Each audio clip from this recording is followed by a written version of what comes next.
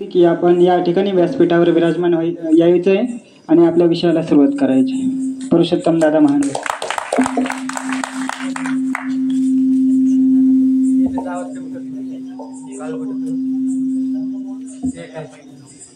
वंदो चक्रधरा कृपा गुणवरा सर्वेश्वरा चित्परा कारुण्या नटनागरा द्वयकरा विघ्नादिदोषाहरा संबंधे जडजीवतारुणिवरा पूता पुताई धरा दातारा करुणा वरमते द्यावे विभू गुर्जरा सर्वज्ञ श्री चक्रधर महानुभाव शिक्षण संस्था वांबोरी आणि सालाबादप्रमाणे दरवर्षी या ठिकाणी जी शारदीय व्याख्यानमाला होत असते त्या व्याख्यानमालेच्या निमित्ताने संपूर्ण कार्यक्रमाचे अध्यक्ष परमपूजनीय परममहंत गुरुवर्य श्री मामाजी यांना मी साष्टांग दंडवत प्रणाम करतो. माझे जे काही बोबडे बोल त्यांनी काही चूक झाल्यास ते पदरात घ्यावी आणि जे काही बरोबर असेल ते माझ्या पदरात टाकावं. त्याप्रमाणे मी मामाजींना विनंती करतो आणि माझ्या 2 शब्दात तुमच्या समोर बोलण्याचा प्रयत्न करतो. आज व्याख्यानमालेचं दुसरं सत्र आहे आणि माझा जो विषय आहे तो विषय म्हणजे शिदोरी आहे. पत्रिकेमध्ये लिहित असताना पत्रिका तयार करताना फार मोठी एक चूक केलेली आहे. त्यामध्ये शिदोरीच्या अगोदर अशिदोरी केलेला आहे. म्हणून हे चूक तुम्ही सर्वात लक्षात घ्या. बरेच लोकांनी मला म्हटलं की हा विषय कसा आहे बा अशिदोरी. वास्तविकता शिदोरी असते. शिदोरी ही सर्वांच्या अनुभवाची आहे. शिदोरीविषयी कोणाला जास्त सांगावं लागत नाही कारण प्रत्येकाने शिदोरी हे अनुभवलेली आहे. कारण आपण लहानपणापासून जेव्हा कर्मरहाटीत जरी असतो तरी कर्मरहाटीमध्ये सुद्धा आपल्याला आपली आई आपली बहीण आपण प्रवासाला जेव्हा जातो त्यावेळेला आपल्याला शिदोरी देत असते. त्या शिदोरीमध्ये जास्त पदार्थ नसतात. पदार्थ एकदम साधे असतात. परंतु जेव्हा मनुष्याला भूक लागते त्यावेळेला त्या भूक शमवण्याची शक्ती त्या शिदोरीमध्ये आहे. आणि म्हणून ती शिदोरी इतकी अत्यंत महत्त्वाची आहे की ती शिदोरी जेव्हा आपण प्रवासामध्ये जातो आणि आपल्या आईने दिलेली शिदोरी जेव्हा आपण जेवण करतो त्यावेळेला आपल्याला आईची आठवण येते. त्यानंतर आज आपल्याला त्या महानुभाव आश्रममध्ये जी आमच्यासाठी मामाजींनी जी व्यवस्था केलेली आहे ती व्यवस्था आम्हाला त्यांनी कोणीही जरी स्थानवंदनाला गेलं प्रवासाला गेलं तरी या आश्रमातून आपल्याला आपल्यासोबत सकाळी 6 वाजता 6:30 वाजता जरी म्हटलं तरी आपल्याला काय होते शिदोरी मिळते. आणि जेव्हा ते शिदोरी आपण आपल्या प्रवासामध्ये जेव्हा भूक लागली त्यावेळेस जेवण करतो त्यावेळेस नक्कीच मामाजींचं त्या ठिकाणी आपल्याला आठवण येते. एकदा मी इथून अमरावतीला जात असताना मी सकाळी 6 वाजता इथून शिदोरी नेली आणि भूक लागली. गाडी थांबली. ढाब्यावर तर आपण काही जेवण करत नाही म्हणून गाडीतच जेवण केलं आणि मला आठवण आली मामाजींची की मामाजींनी आमच्यासाठी जी ज्याला माता म्हणतात ज्या कर्मरहाटीमध्ये असताना आपल्याला जे मातेनं प्रेम दिलं तेच प्रेम आपल्याला आज मामाजींकडून मिळत आहे. म्हणून आज आपण जी शिदोरी आहे ते शिदोरी नसतं उदरनिर्वाह करण्यासाठी नाही. ही जी शिदोरी आहे ही काय आहे जे पदार्थ आहेत त्या शिदोरीमध्ये जास्त नसते की प्रत्येकानं अनुभवलेले असते. शिदोरी म्हणजे एक सामान्य भाकर त्या भाकरीवर चटणी एक त्या शिदोरीमध्ये कांदा आणि त्या चटणी भाकरच्या शिदोरीमध्ये एवढी पावर असते की तो शेतकरी असतो तो 6 घंटे काम करतो त्या शिदोरीवर. आणि आज प्रवासामध्ये आपण एक वेळा जरी शिदोरीमध्ये जेवण केलं की त्याच्यामध्ये आपण एक दिवसभर या शिदोरीवर राहू शकतो. एवढं सामर्थ्य त्या पंक्तीमधल्या पक्वान्नामध्ये नसून त्या शिदोरीमध्ये असते. म्हणून या ठिकाणी आपल्याला दोन्ही प्रकारचा विचार करावा लागते.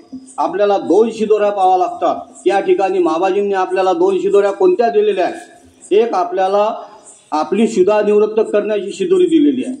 दुसरी शिदोरी कोणती दिलेली आहे आपल्याला? की ते ज्ञानाची शिदोरी दिलेली आहे. आणि हे शिदोरी जे आहे दोन्ही गोष्टीचा आपल्याला त्या गोष्टीचा उपयोग करावा लागते. कारण अन्नाशिवाय देह नाही आणि ज्ञानाशिवाय मोक्ष नाही. अन्नाशिवाय देह नाही. कारण तुम्हाला मोक्षाला जायचं असेल आचार करावा लागेल तर क्षुधा निवृत्ती झालीच पाहिजे. आणि इकडे ज्ञानाची जी शिदोरी आहे की ज्या वेळेला आपण सकाळी भोकाला जातो, दुपारी पोथीला जातो, त्यावेळेस काय असते की एका सुळ्यामध्ये आपलं शास्त्र सांभाळलेलं असते. आणि ज्याप्रमाणे शिदोरी बांधल्या जाते त्याप्रमाणे आपलं शास्त्र सुद्धा चौकोनी कपड्यामध्ये काय असते गुंडाळलेलं असते. आणि ते ज्या वेळेला मामाजी त्या ठिकाणी आपलं निरूपण करतात त्यावेळेला ते शास्त्र ते कपडा उघडावा लागते आणि त्या शास्त्रामधलं ज्ञान मामाजीकडून आपल्याला घ्यावं लागते. अशा प्रकारची हे ज्ञानाची शिदोरी आहे. हे शिदोरी आपल्याला अत्यंत महत्वाची आहे की त्यामुळे त्या शिदोरीमुळे आपल्याला काय होते? मोक्ष प्राप्ती होते. आता आपल्याला शिदोरीचा उल्लेख साहित्यामध्ये मराठी साहित्यामध्ये कधी आलेला आहे हे आपल्याला बघायचं आहे. की हे झाला शिदोरी. दोन्ही प्रकारच्या शिदोऱ्या आपण लक्षात ठेवा. आणि आता या शिदोरीचा उल्लेख कोणत्या कोणत्या ठिकाणी आपल्याला झालेला आहे की 5,500 पूर्वी या शिदोरीचा उल्लेख आपल्याला शास्त्रामध्ये आढळतो. ज्यावेळेला श्रीकृष्ण महाराज गोकुळामध्ये नंद यशोदेच्या घरी होते त्यावेळेला श्रीकृष्ण महाराज बालवयामध्ये मुलांना खेळ करण्याची किंवा खोड्या करण्याची सवय असते. त्याप्रमाणे परब्रह्म परमेश्वर होता श्रीकृष्ण महाराज त्या गोकुळामध्ये काय करत होते? फिरत होते. आणि कोणाच्या घरी जाऊन त्या ठिकाणी कोणाचं दही सांडून देत, तर कोणाचं दही दुभतं खात, तर कोणाचा माठ फोडत, अशा खोड्या ते करत होते. मग आता यशोदा मातेला असं वाटलं की बा आता यांचं काय करावं? या बाळाच्या रोज कंप्लेंटा आपल्या घरावर येतात म्हणून जो तो आपल्या घराने करण्याकरिता यशोदा मातेजवळ येतात. म्हणून आपल्या घरी जे गायी आहेत नंद यशोच्या घरी ज्या गायी होत्या आता ह्या गायी याला चारण्याकरिता आपण पाठवू. आता हा परमेश्वर ब्रह्मांड नायक आता गायी चरण्याकरिता जाते. मग आता गायी चरण्याकरिता गेल्यानंतर काही एकटा जाणार आहे का? मग त्या परिसरातले जे सवंगडी मुलं होते पेंड्या सुदामा जे काही बाल गोपाल होते ते सुद्धा सोबत असे. अशा सर्व गायी ते रानामध्ये चारण्याकरता नेत असत. आता दररोज नेल्यानंतर प्रत्येक मुलगा आपापल्या घरून शिदोरी आणत असे. आणि ते शिदोरी त्या ठिकाणी आणल्यानंतर सर्वजण एकत्र जेवण करत. एक दिवस श्रीकृष्ण महाराज काय म्हणतात की अरे मुलांनो, सर्वांनी आपण शिदोऱ्या आणतो, आपण आपापली शिदोरी जेवण करतो, परंतु आज आपण एकत्र जेवण करूया. म्हणून श्रीकृष्ण महाराजांनी आपलं पितांबर खाली आथरलं आणि त्यावर सर्वांच्या शिदोऱ्या एकत्र केल्या. आणि त्या ठिकाणी सर्वत्र एकत्र केल्यानंतर श्रीकृष्ण महाराजांनी त्या शिदोऱ्या चील अन्न सर्व आपल्या हाताने एकत्र करून श्रीकराने एकत्र करून त्या ठिकाणी सर्वांना प्रसाद दिला. सर्व मुलांनी प्रसाद खाल्ला. आणि मग श्रीकृष्ण महाराज काय म्हणतात, बळीराम देव सुद्धा होते त्या ठिकाणी. आणि आता काय करा की गंगेवर यमुने नदीवर तुम्ही हात धुण्याकरिता जाऊ नका.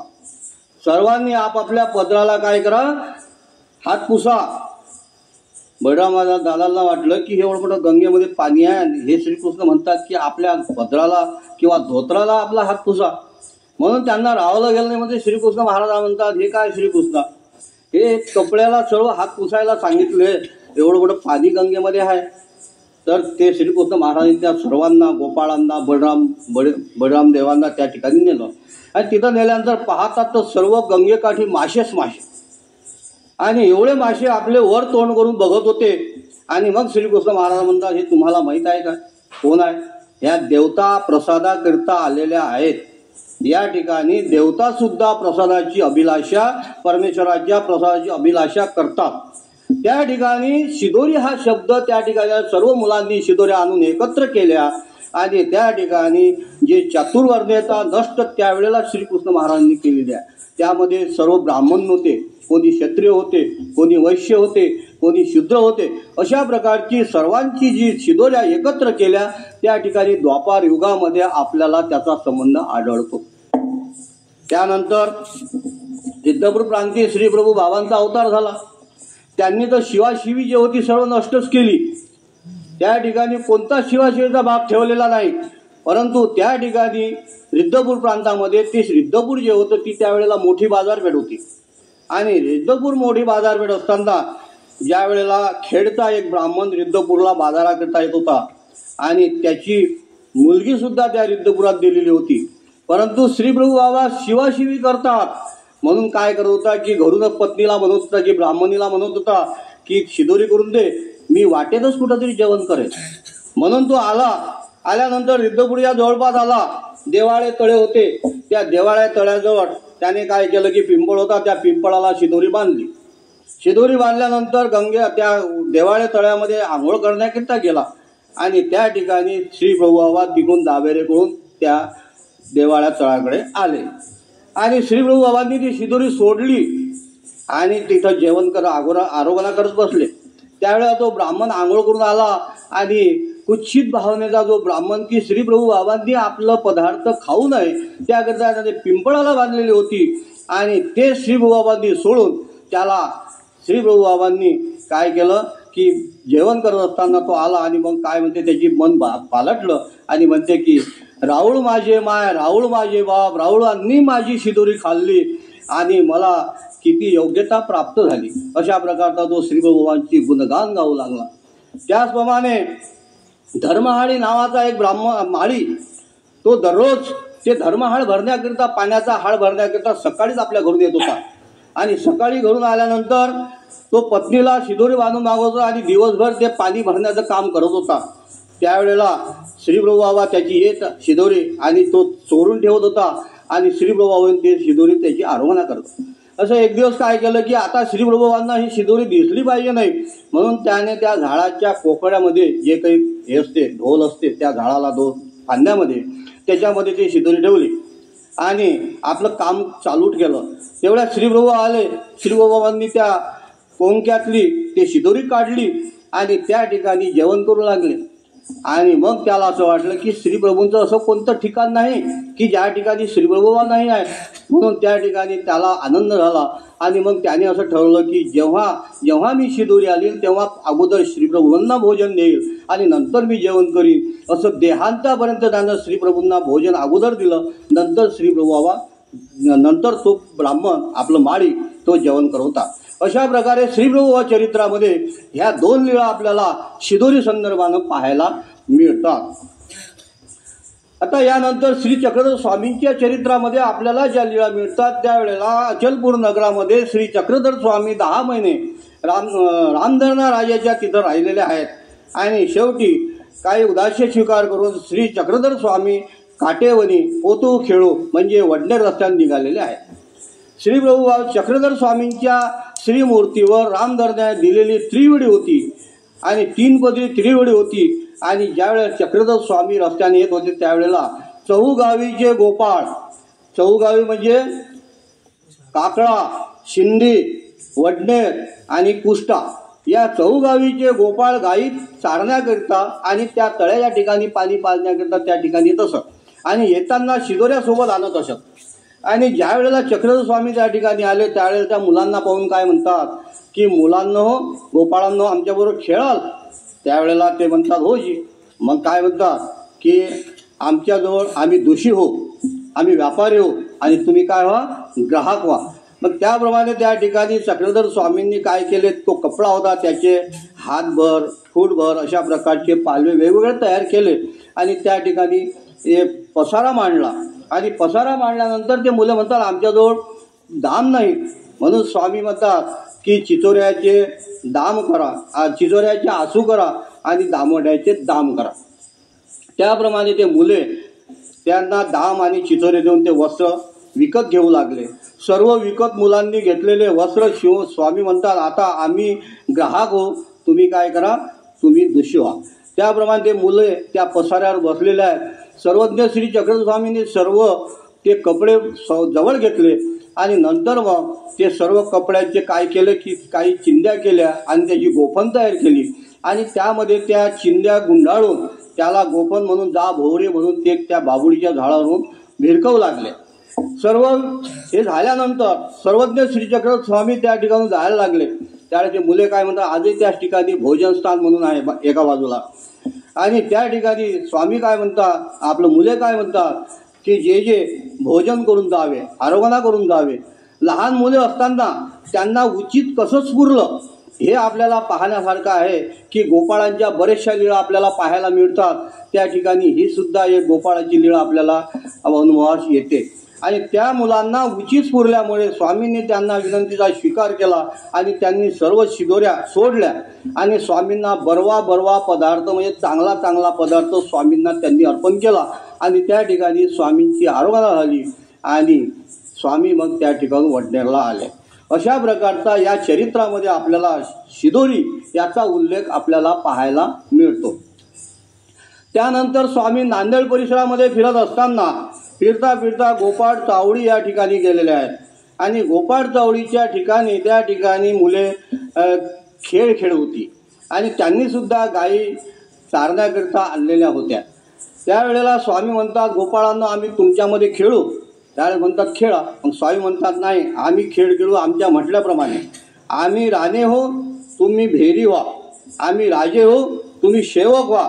अशा प्रकारे स्वामींनी कबूल दिली आणि मग स्वामी काय करत, प्रत्येकाच्या पाठीवर बसत. प्रत्येकाला आनंद सुखानंद मिळत असे आणि तो सुखानंद ते अनुभवत असताना प्रत्येक मुलगा म्हणत होते की देवा तुम्ही माझ्या पाठीवर उतरू नका.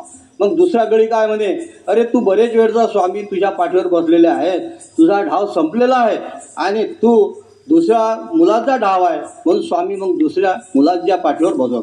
अशा प्रकारे सर्व मुलांना स्वामींनी त्या ठिकाणी सुखानंद दिलेला आहे आणि त्या आनंदामध्ये ते मुले स्वामी ज्या वेळेला जायला लागले त्यावेळेला स्वामींना ते मुले म्हणतात की जे जे आरोग्य करून जावे, आम्ही शिदोरी आणलेले आहेत. आणि त्या ठिकाणी मोठा शब्द आलेला आहे. मोठा म्हणजे शिदोरी. मोठा शब्दाचा अर्थ शिदोरी सुद्धा होतो आणि त्या ठिकाणी स्वामींनी आरोग्य केली. मग स्वामी त्या ठिकाणून निघून गेले. त्यावेळेला एक ब्राह्मण आला. ब्राह्मण म्हणतात की हे मुलं जे सुखानंद म्हणत आहेत हे काहीशे ह्यात ब्रह्माचा शब्द आहे. म्हणून त्या ठिकाणी त्यांनी विचारलं आणि ते मुले म्हणतात की त्या स्वामींपासून आम्हाला सुख मिळालेलं आहे. मग तो ब्राह्मण त्या ठिकाणी आला आणि त्या ठिकाणी सर्वज्ञ श्री चक्रस्वामीच्या झाडाजवळ आसन होते आणि त्या ठिकाणी बसलेले आहे. अशा प्रकारे जो शिदोरीचा संबंध आपल्याला चरित्रामध्ये अनेक वर्षापासून आलेला आहे. चरित्रामध्ये आपल्याला शिदोरी हा शब्द पाहायला मिळते. त्याचप्रमाणे स्वामींचा मुक्काम डोमेग्रामला होता. डोमेग्रामला स्वामींचा मुक्काम असताना त्या ठिकाणी एक दिवस सर्व मंडळी स्वामींचा पूजा अवसर झाला. दुपारीचा पूजा अवसर झाला. स्वामींची आरोगणा झाली आणि स्वामींची आरोगणा झाल्यानंतर स्वामी उपपौढ झाला आणि स्वामी ज्या ठिकाणी आसन असतो त्या ठिकाणी येऊन बसले. सर्व भक्त मंडळी स्वामींजवळ आली. स्वामींना दंडवत केले, श्रीचरणा लागले आणि त्या ठिकाणी स्वामींनी सर्वांना अवलोकन केलं आणि स्वामी म्हणतात का हो सर्वजण आले, वानऱ्या का नाही आला. त्यावेळेस ते म्हणतात की वानऱ्या ज्वरी भरला असे, म्हणजे त्यांना ज्वर आलेला आहे. त्यावेळेस स्वामी म्हणतात जा बोलावा. मग दादोस गेले. दादोस गेल्यानंतर आचार्यांना बोलावलं. काय म्हणतात की तुम्हाला स्वामींनी बोलावलेलं आहे. आता ज्वरी भरलेले एवढे त्यांची शरीरावर सुद्धा नाही आहे. अशा वेळेला ते उठले आणि स्वामींची आज्ञा म्हणून आले. आल्यानंतर स्वामींना दंडवत केला, श्रीचरणा लागले आणि म्हणतात स्वामी का हो तुम्हाला ज्वर आहे. ते म्हणतात कोण म्हणते मला ज्वर आहे. मग आम्ही सांगू ते काम तुम्ही कराल का, व्यापार कराल का. ते म्हणतात होजी. मग त्यावेळेला जा म्हणत आम्ही नेवाशाला. म्हणून बाईसांना म्हणतात बाई तुमच्याजवळ काही पदार्थ तुम्हाला आणायचे आहेत का. त्यावेळेस ती म्हणते होजी पदार्थ संपलेले आहे. म्हणून त्यांना दाम द्या. 20 दाम दिले. 1 दाम सरीसा दिला, जास्तीचा दिला आणि मग भट्टोबा स्वामींना दंडवत करून निघाले.